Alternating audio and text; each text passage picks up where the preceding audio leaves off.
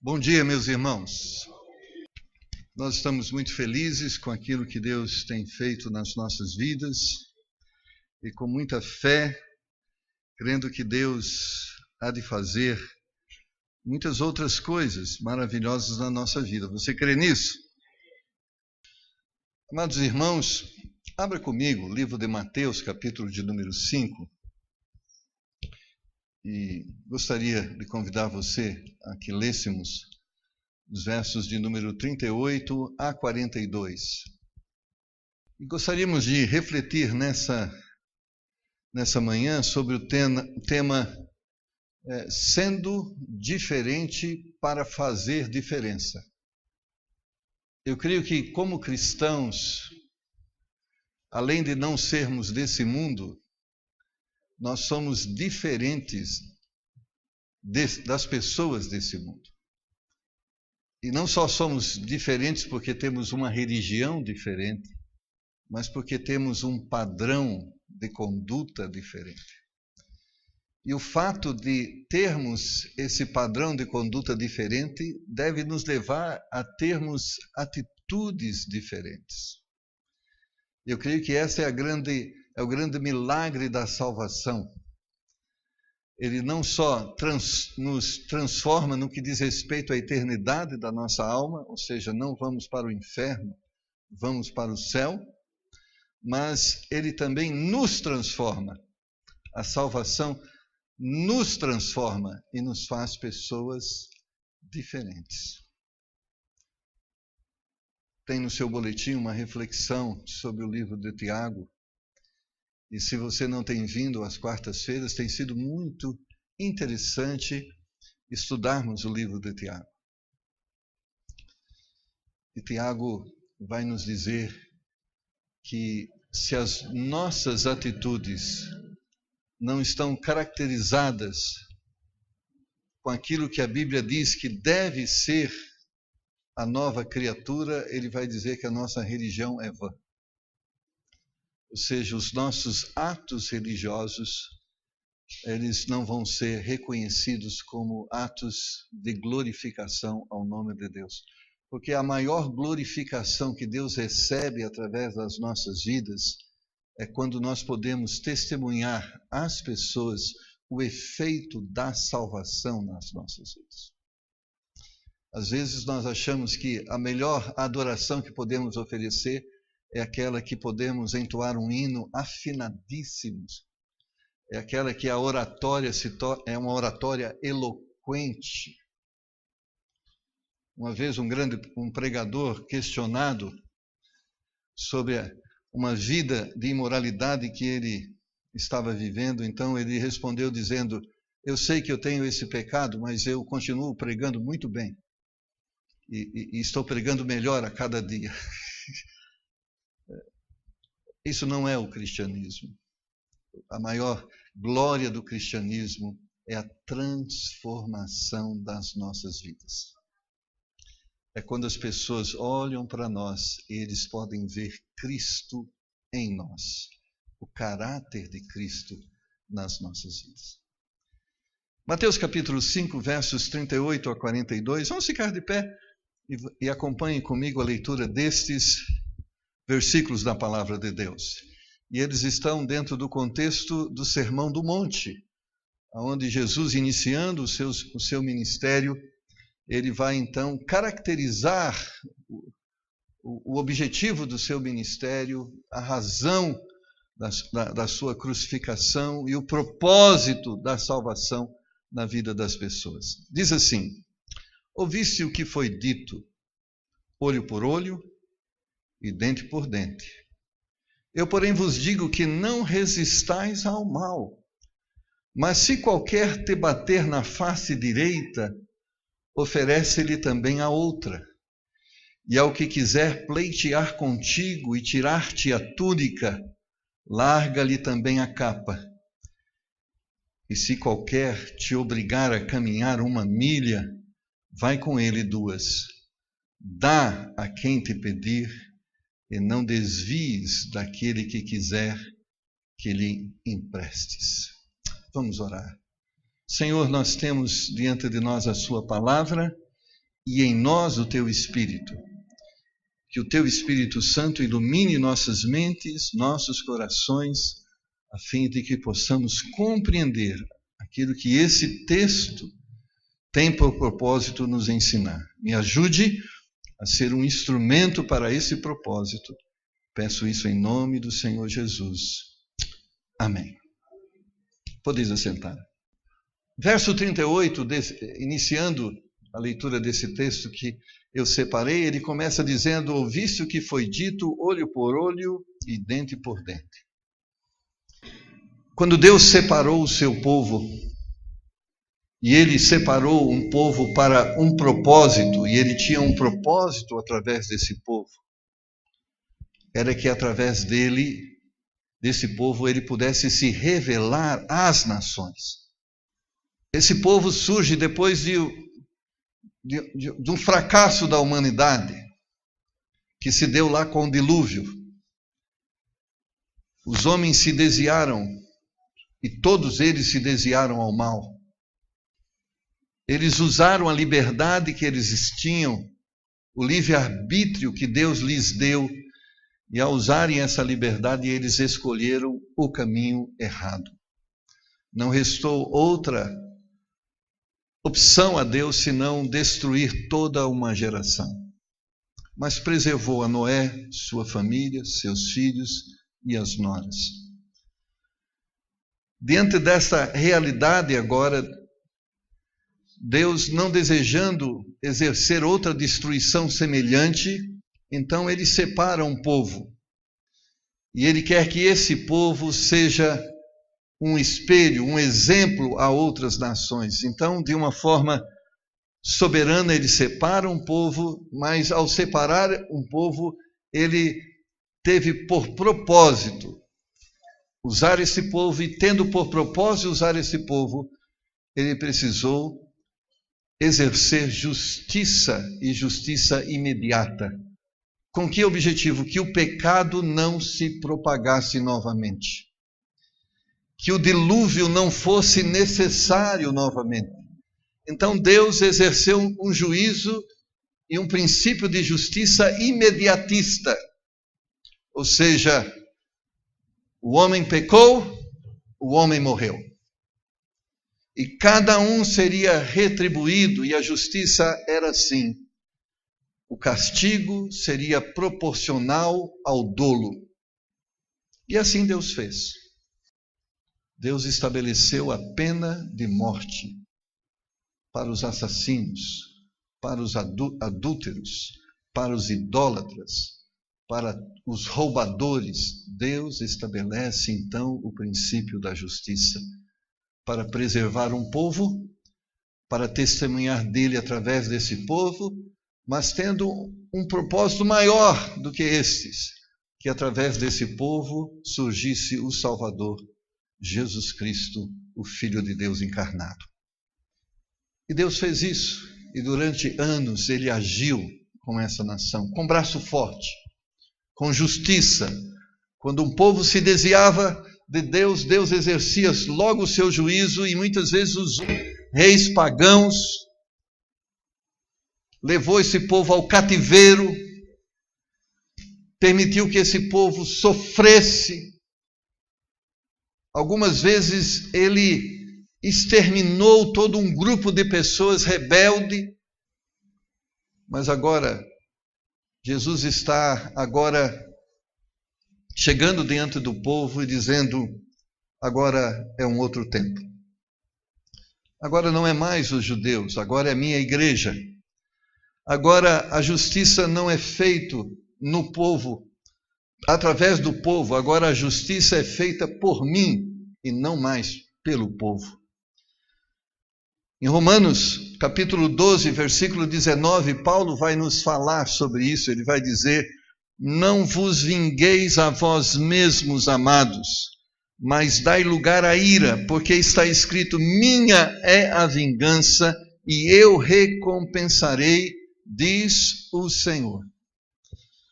Paulo vai doutrinando a igreja, dizer a ela: agora nós não vamos matar ninguém porque ele adulterou. Nós vamos excluí-lo da comunidade, mas a pena de morte não mais. Agora quem mata sou eu. O juízo e a justiça é feita por mim, não é por vocês. Eu faço a justiça. O adúltero, eu faço justiça. O ladrão, eu faço a justiça. É lógico que existem as leis sociais para manter a ordem social. Mas Deus tira do povo o poder da pena de morte.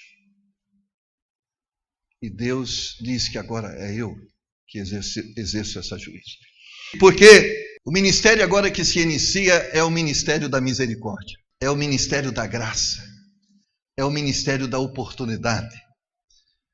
É o ministério em que o homem pode se arrepender do seu pecado e ser perdoado e não sofrer uma consequência mais terrível. E dentro do Sermão do Monte, Jesus vai falar sobre isso. E por isso ele vai incluir: ouviste o que foi dito, olho por olho e dente por dente, porque esse era o princípio da lei que havia sido estabelecido lá por Moisés. Agora, Jesus vai nos ensinar que nós somos agora ministros, embaixadores da sua graça, da sua misericórdia. E Ele quer testemunhar a estas pessoas, como nós, e como aqueles que vieram antes de nós e virão depois de nós, que Ele é esse Deus gracioso e misericordioso que está oferecendo uma oportunidade para nós. Por isso, seguindo esse texto, nós vemos no verso 39, eu, porém, vos digo que não resistais ao mal, mas se qualquer te bater na face direita, oferece-lhe também a outra. Esse é um dos textos que muitas vezes eu debrucei muito para procurar entender o que significa isso. Será isso, Cláudio, eu quero te dar um tapa? E eu vou lá e dou um tapa no Cláudio, e ele diz, pode bater do outro lado também. Lógico que Deus não está falando assim, seja saco de bancada. Mas o princípio que está por aqui, atrás disso, está dizendo assim, talvez, quantas vezes você ajudou pessoas, mas apesar de ter ajudado, a retribuição que você teve foi maldade. Você fez o bem e a retribuição foi agressão. O que nasce em nossos corações de uma forma natural é isso. Agora eu não ajudo mais essa pessoa. Agora eu não dou mais nada para ela. Porque eu fiz o bem e eu recebi o mal. Eu emprestei o dinheiro que ela me pediu e ela não pagou. Mas nesse texto Jesus está dizendo, você emprestou um dinheiro para alguém. E ele chegou para você e disse, me perdoa. Você me emprestou e eu não tenho como pagar. E você vai dizer misericordiosamente, tá bom, tá perdoado. Mas de repente chega essa pessoa novamente a você e diz, olha, eu sei que pedi emprestado a você e não paguei, pedi perdão e você me perdoou, obrigado, mas eu estou precisando de novo. No momento nós pegamos a ficha da pessoa, né? Poxa, ela pegou emprestado, não pagou, eu perdoei, e ela pede emprestado de novo, o que eu vou fazer? Não vou emprestar mais. Eu já tive a experiência negativa. A Bíblia diz que quando pessoas falham conosco, elas reconhecem as suas falhas, elas pedem perdão pelas suas falhas. Nós devemos conservar a graça para elas. Porque é isso que Deus faz conosco. Nós falhamos com Ele, pedimos perdão com Ele, para Ele, e nós pecamos de novo o mesmo pecado. O que acontece? Ele diz, agora não tem perdão, a segunda vez, terceira vez, quarta vez, quinta vez, sexta vez. Não é possível. Já foi muitas vezes, não tem perdão mais, não. Essa graça é renovada diante do arrependimento. É isso que a palavra de Deus está dizendo, olha, nós não devemos fazer conforme os bancos fazem. Os bancos são assim, eles antes de te emprestar o dinheiro, eles puxam a sua ficha, e está lá, Pegou emprestado e não pagou. E eles não perdoam dívidas, é lógico que não. Então eles não emprestam.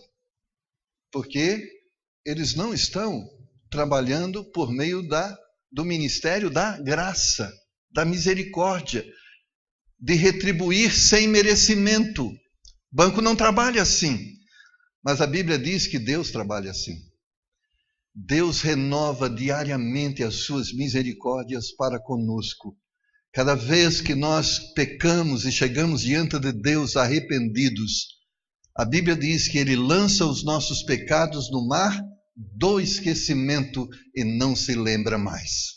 Ou seja, não usa isso contra nós novamente. Já está resolvido, já está perdoado, então vamos começar como se nada tivesse acontecido. Não é uma bênção isso na nossa vida? Que mesmo que nós tenhamos falhado ontem, com um pecado que nós certamente não gostaríamos de ter praticado, mesmo que nós tenhamos arrependido ontem, se nós, por descuido, falharmos, Ele ainda pode nos perdoar e nos oferecer uma nova oportunidade. E o que Jesus está dizendo que esse deve ser agora o nosso comportamento diante das pessoas, ou seja, a salvação, a misericórdia de Deus nos transformou e nos fez pessoas diferentes das outras. As outras não agem assim. Uma pessoa que pediu emprestado e foi perdoada da sua dívida, o ser humano natural, ele não empresta novamente a esta pessoa. Porque ele vai dizer, eu não sou bobo, eu não sou trouxa, eu já fui feito trouxa uma vez, não vou ser feito trouxa outra vez.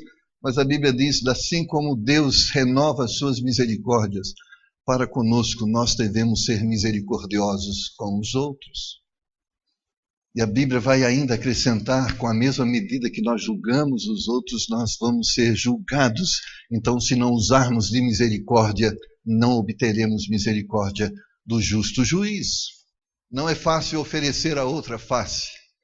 Não é fácil correr risco novamente diante de uma coisa semelhante. Mas Deus está dizendo, oferece uma oportunidade novamente para que aquela pessoa possa testemunhar transformação. E quantas vezes nós devemos um dia...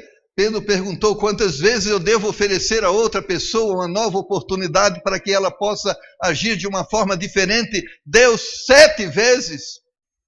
Deus surpreende Pedro e diz, não 7, mas 70 vezes 7.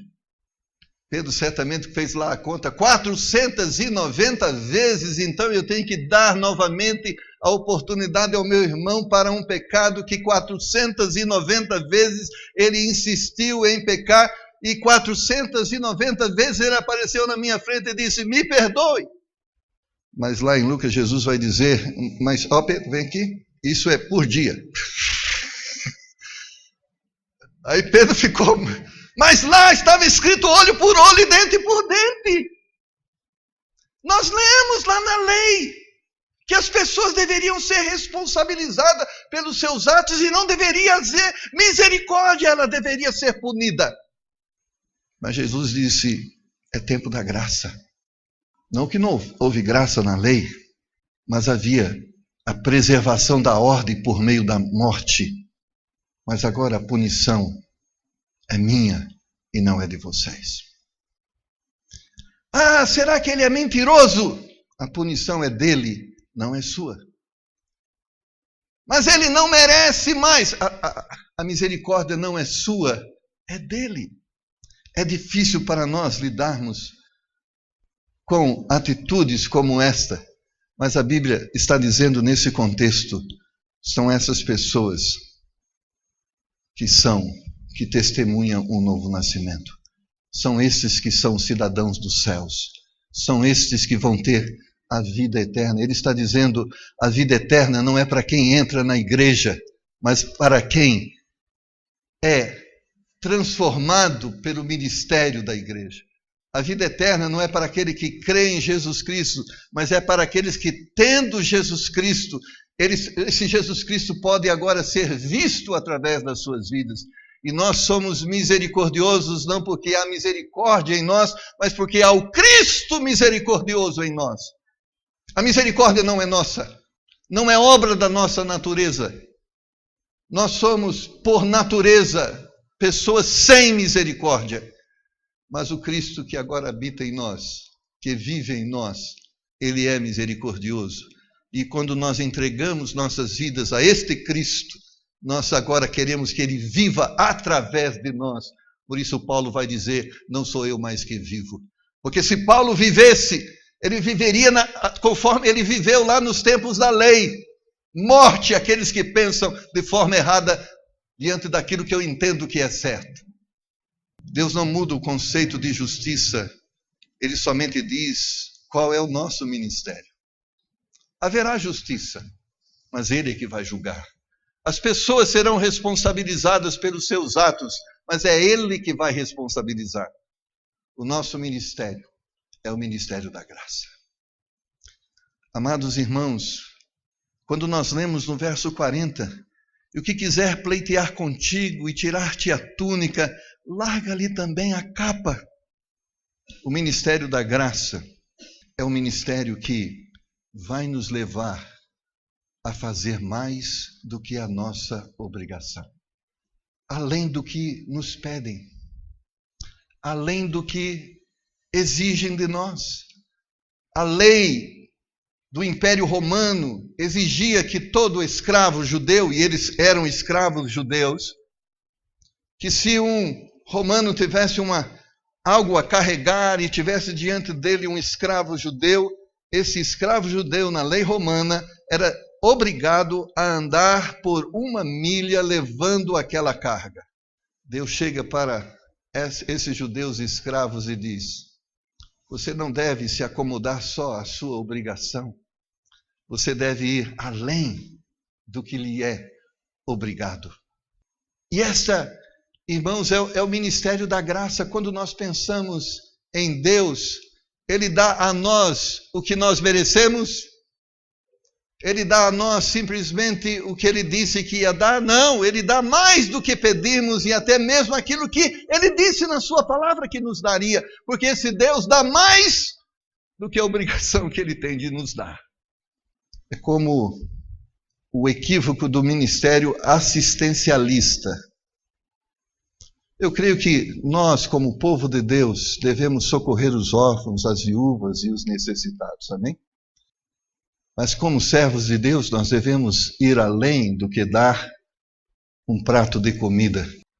E graças a Deus por muitas igrejas, e por que não nós não podemos ser aquela igreja que não só dá o prato de comida, mas abre a oportunidade de um emprego. É ir além da obrigação. E se você for lá na Cristolândia, na região da Cracolândia, tem um ministério lá, que não é um ministério só que cuida de ajudar pessoas que querem se libertar do vício, mas é um ministério que cuida de recolocar aquela pessoa no convívio familiar, como também recolocar aquela pessoa no mercado de trabalho, porque não é só a restauração da fome, é a restauração do ser humano. Eu percebo que as pessoas bem-sucedidas na área, por exemplo, profissional, eu vejo que as pessoas que galgam posições superiores, elas têm algo em comum. Elas sempre estiveram dispostas a fazer mais do que a obrigação. E quando elas fizeram além da obrigação, elas revelaram qualidades que podiam ser usadas em outras posições. Poxa, ele também sabe fazer isso, então vamos colocar ele lá. Mas também eu tenho percebido que aquelas pessoas que se limitam às obrigações, elas não saem do lugar. Eu sei que Deus quer nos abençoar muito mais do que tem nos abençoado. Eu sei que Deus nos usa para abençoar estas pessoas que Ele quer abençoar mais do que elas estão pedindo. E nós podemos ser instrumentos nas mãos de Deus para isso. Nós podemos ser funcionários em que aqueles que nós servimos olham para nós e percebem que nós somos mais do que empregados, nós somos parceiros. As pessoas podem olhar para nós e perceber que nós estamos mais do que preocupados com a fome que ela tem, nós estamos preocupados com a realidade social que ela está vivendo. É interessante, nossa igreja tem um ministério de ação social, mas cada pessoa que chega aqui, nós queremos que elas saibam que nós queremos ajudá-la a não mais precisar vir aqui, porque ela tem a necessidade de uma cesta básica, mas queremos ajudá-la para que ela venha aqui para trazer uma cesta básica para alguém que precisa.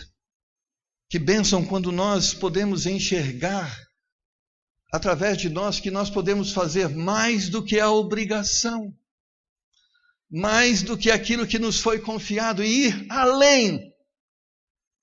Porque muitas vezes o que se exige é mais do que aquilo que está diante dos nossos olhos. É muito comum no nosso ministério, no meu ministério, pessoas chegam através para mim e dizem: pastor, ore por mim, eu estou muito aflita, eu estou muito angustiada. E seria muito fácil eu chegar e dizer: tá bom, vamos orar. Deus, olha, essa pessoa está angustiada, e abençoa ela, dá a paz que ela precisa, em nome de Jesus. Amém, irmã? Amém. Eu tenho que ir além. O que está causando isso, irmã? O que está acontecendo? Ah, pastor, mas quando você faz essa pergunta, talvez a história que vai vir vai ser uma história. Não, a minha obrigação talvez seja orar, mas a minha obrigação é mais do que orar. Eu preciso ajudar pessoas a resolverem os problemas que está trazendo a elas as aflições. O homem que precisa de um prato de comida, ele tem mais do que fome. Ele tem uma realidade de vida que precisa ser restaurada. Porque se essa realidade de vida não for restaurada, ele será um eterno mendigante. Nós temos que enxergar isso na nossa vida cotidiana, nós temos que ir além daquela obrigação aparente. E é dessa forma que nós ajudamos pessoas a estarem realmente melhor do que elas estão. Certamente a capa cobria as pessoas das noites frias. Mas que bom se além da capa elas tivessem o vestido também debaixo da capa. A dignidade, não só a necessidade, mas a dignidade. Eu sei que nós, como seres humanos, nós não gostamos de nos envolver com problemas. É mais fácil para a gente dar esmola. Isso é mais, vamos dizer assim, nossas consciências são amenizadas de uma forma mais tranquila e sem muito trabalho. Andar a segunda milha dá mais trabalho. Dar além do vestido à capa envolve mais despesa. E a gente não quer mais trabalho. Graças a Deus que Deus não pensa dessa forma. Ele não só quer perdoar o nosso pecado, Ele quer restaurar o nosso caráter. Porque se Ele não restaura o nosso caráter, todo dia vai ter que ser dia do perdão do pecado. Mas quando Ele restaura o nosso caráter, nós agora experimentamos uma vida nova, sem pecado. E é isso que Deus quer.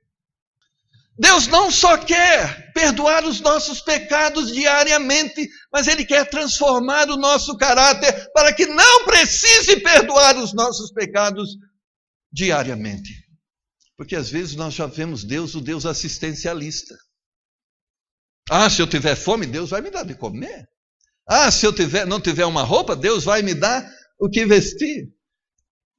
A Bíblia vai dizer que o preguiçoso deve passar a trabalhar para ter com que se sustentar, mas não para ali.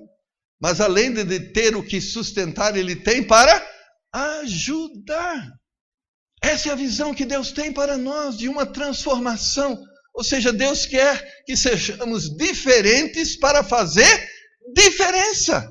Ninguém vai experimentar uma vida diferente se não for transformado em uma pessoa diferente.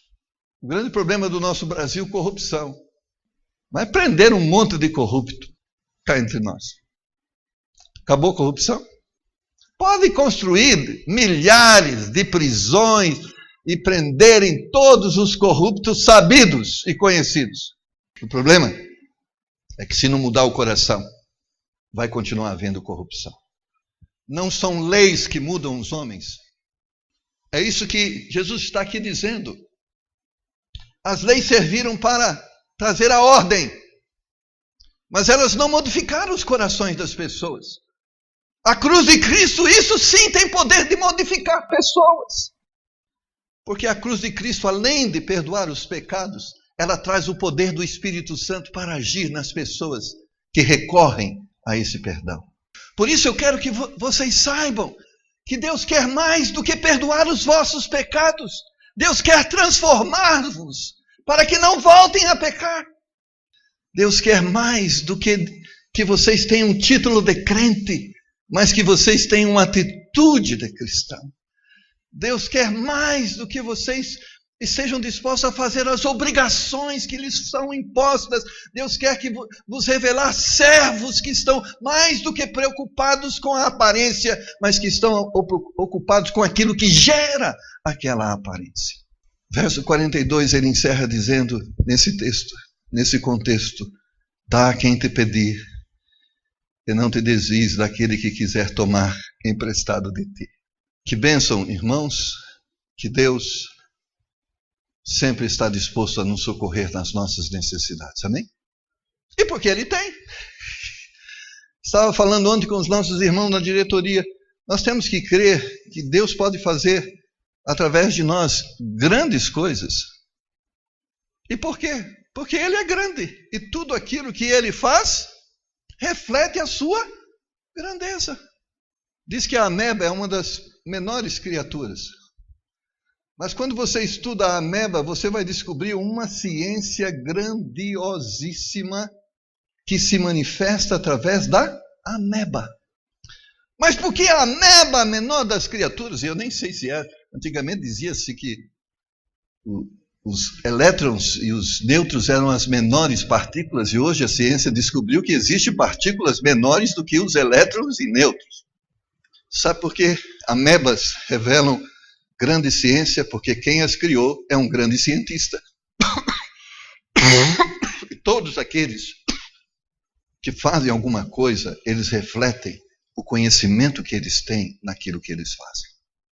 Então, quando nós pensamos quando Jesus disse que depois que Ele partisse, nós poderíamos fazer obras maiores do que Ele fez, Ele estava dizendo: eu sou um Deus grande, que não estou limitado a estas coisas que você viu, e eu posso fazer coisas maiores do que aquelas que vocês viram. E eu quero que vocês creiam nisso ao ponto de se transformarem em instrumentos para mostrar o poder que eu tenho. Então nós não vamos fazer grandes obras para Deus porque somos grandes, mas vamos fazer grandes obras para Deus porque vamos permitir que Ele faça através de nós. E se Deus fizer através de nós, grandes coisas nós podemos fazer. Então, quando nós pensamos em oferecer a outra face, é grande coisa para nós. Mas para Ele, misericordioso, andar a segunda milha. O que eu vou ganhar com isso? Nada. Quem vai ganhar com isso? A pessoa. Só a pessoa que vai ganhar. É interessante isso quando nós pensamos no perdão. Jesus, quando nos perdoou, quem ganhou com isso? Nós. E Ele, o que Ele ganhou? Cravos, coroa de espinho, ferimento, dor, sofrimento. Ou seja, quem ganhou? Fomos nós. Essa é a misericórdia. O misericordioso talvez não vai ganhar nada, mas aquele que foi alvo da misericórdia vai ganhar tudo. E que bom! Aquela pessoa foi restaurada, aquela pessoa foi ajudada, aquela pessoa foi abençoada. Esse é o nosso ministério, irmãos. Mas é um ministério que nós não podemos fazer sem Deus. Porque nossa lei é a lei que com ferro fere e com ferro será ferido. Eu vou retribuir conforme a pessoa merece. Quando você vai dar um presente para alguém, você olha sempre o quê? Deixa eu ver o que eu ganhei de presente dela. Eu vou retribuir proporcionalmente. Ela me deu uma camisa lá da C&A. Dudalina? Não. C&A, Dudalina. Ela me deu C&A, vou dar Dudalina para ela. Estou só usando nomes aqui, tá bom, irmãos? Mas a misericórdia não se manifesta diante daquilo que a pessoa merece, mas daquilo que nós podemos oferecer. Sabe por que Deus nos dá o melhor? Porque o que Ele tem é o melhor. Deixa eu ver aqui, pensando, usando o termo, a camisa, Deus lá no estoque dele, deixa eu ver que camisa que eu vou dar para o Sivaldo. Eu tenho aqui essa C&A pernambucana, tinha uma loja chamada Pelicano. Não tem lá não tem isso. Lá tudo é bom. Lá tudo é agradável. Lá tudo é perfeito. Então os nossos atos têm que se manifestar, têm que manifestar o melhor que nós temos da parte de Deus na nossa vida. E é esse melhor que nós compartilhamos. Porque é o melhor que temos recebido de Deus e não vamos ofertar algo diferente daquilo. Por isso, nessa manhã, irmãos, conselho de Deus, vamos ser diferentes para fazer diferença. Nós estamos num mundo que precisa de pessoas diferentes. Não de pessoas iguais, as que já existem. Porque essas pessoas estão levando o nosso mundo cada dia mais de mal a pior. O mundo está precisando de pessoas diferentes. E nós somos essas pessoas diferentes. Ou devemos ser.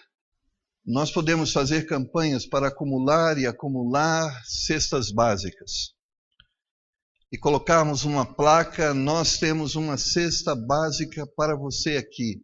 Nós vamos ter diante de nós filas enormes de pessoas procurando uma cesta básica, porque elas precisam.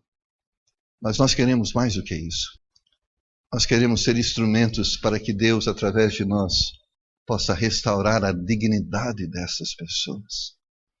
E no ministério de Deus é assim, a fila vai diminuindo, a fila não vai aumentando.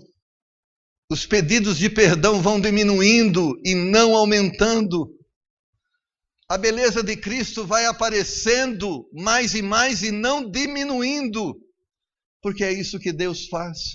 Ele não só dá o que nós pedimos, mas Ele restaura para que tenhamos aquilo que hoje nos falta. Que Deus possa nos dar graça e entendermos isso. Talvez você está contaminado com isso, amando só os que te amam, servindo só os que te servem, ajudando só no limite da obrigação, dando aquilo que lhe sobra e compartilhando aquilo que é descartável e não mais útil. Mude. Isso não vai mudar o nosso mundo. Isso não vai ajudar as pessoas. Isso não vai fazer com que nós tenhamos uma igreja diferente. Isso não vai fazer com que nós tenhamos um ministério significante. É difícil isso para nós, amarmos as pessoas que não merecem ser amadas. Mas elas precisam conhecer um amor diferente para que elas possam ser diferentes. Nós podemos ser diferentes porque temos diante de nós alguém que nos ensina a ser diferentes. Mas nós podemos ser instrumentos para fazer diferença. Mas para fazermos diferença, nós precisamos que Deus, esse Deus que nos faz diferente, nos torne o nosso testemunho diferente dos outros. Porque se formos iguais aos outros, é o que diz no contexto de Mateus capítulo 5. Se a vossa justiça não exceder ao dos escribas e dos fariseus, de modo nenhum entrareis no reino dos céus. Ser cristão não é ter uma religião diferente, é ter um Deus diferente, é ter uma vida diferente, é ter uma ação diferente. Por isso nós lemos a Bíblia, por isso nós vamos à igreja, por isso nós oramos, por isso nós jejuamos, porque nós queremos ser esses cristãos diferentes. Não é um ritual, não é um cerimonial, mas é uma busca. Porque entendemos e claramente percebemos o propósito de Deus através da salvação. E nós queremos ser essas pessoas salvas. Essas pessoas que vão para o céu. Esses cidadãos do céu. Nós queremos honrá-lo. Queremos testemunhar. Queremos que as pessoas vejam as nossas boas obras e venham glorificar o nosso Deus. Então, vai mudar a nossa religiosidade. Ela deixará de ser formal. Cumprir um ritualismo, um compromisso semanal, mas ela passará a ser uma fonte de esperança, um manancial que alimenta as nossas almas. Nesse objetivo, Deus, eu quero ter uma religião verdadeira, prática, não ritualística, não cerimonialista, mas eu quero que Cristo seja visto em mim. Por isso, talvez vamos jejuar mais do que temos jejuado. Talvez vamos orar mais do que temos orado. Talvez vamos estar mais do que temos estado na escola dominical, porque nós queremos aprender a viver esta vida que Deus diz que nós precisamos viver. Andar a segunda milha, para nós humanos, não é só difícil, é impossível. Servir além da obrigação não é só difícil, é impossível. Mas Paulo diz, para Deus, tudo é possível. É Ele que nos faz pessoas assim. Amar, servir, suportar, além do que um ser humano comum pode fazê-lo. Nós, como cristãos, somos capacitados a fazer. E é isso que nós devemos buscar, amém? É isso que você deve estar buscando hoje. Deus, eu quero oferecer outra face. Há pessoas que eu já tenho decidido nunca mais ajudar, porque elas me feriram. Mas eu quero renovar a graça para elas, através da minha vida, porque a sua graça se renova para a minha vida. E eu quero refletir a sua graça através da minha vida. E se você pedir a Deus, Deus vai te dar essa graça. Vamos abaixar nossas cabeças, vamos orar. Obrigado, Senhor, porque nesta manhã, ao lermos a Tua palavra, podemos perceber que nós podemos fazer diferença nesse mundo, mas para isso precisamos ser pessoas diferentes. Que bênção que o Senhor tem poder para isso, de fazermos pessoas diferentes. Talvez existam pessoas aqui que estão pedindo consolo, que estão pedindo paz. Pai, que elas possam crer que mais do que o consolo e a paz, o Senhor pode dar uma vida de contentamento. Talvez há pessoas aqui que estão pedindo ao Senhor um pão, mas eu sei que o Senhor pode dar além de um pão, o Senhor pode dar uma vida abundante, porque aquilo que o Senhor pede de nós, o Senhor já tem feito. Se o Senhor pede de nós andarmos a segunda milha, o Senhor tem andado mais do que uma milha a mais conosco. O Senhor pede para ajudarmos mais do que as pessoas pedem, o Senhor tem nos dado mais do que nós pedimos e até mesmo pensamos. Então eu sei que o Senhor tem esse poder e o Senhor pode comunicar esse poder conosco. Então nos ajuda nesta manhã a crermos que nós podemos e precisamos ser diferentes para fazermos diferença. Que a graça seja renovada nos corações. Que a misericórdia possa se manifestar através de nossas vidas, para que assim possamos ter esperança de uma família melhor, de uma comunidade melhor, de um país melhor. Se não podemos mudar as pessoas que estão à nossa volta, que nós possamos ser diferentes aonde nós estamos, junto às pessoas que estão diante de nós. Nos dê essa graça. Em nome do Senhor Jesus. Amém.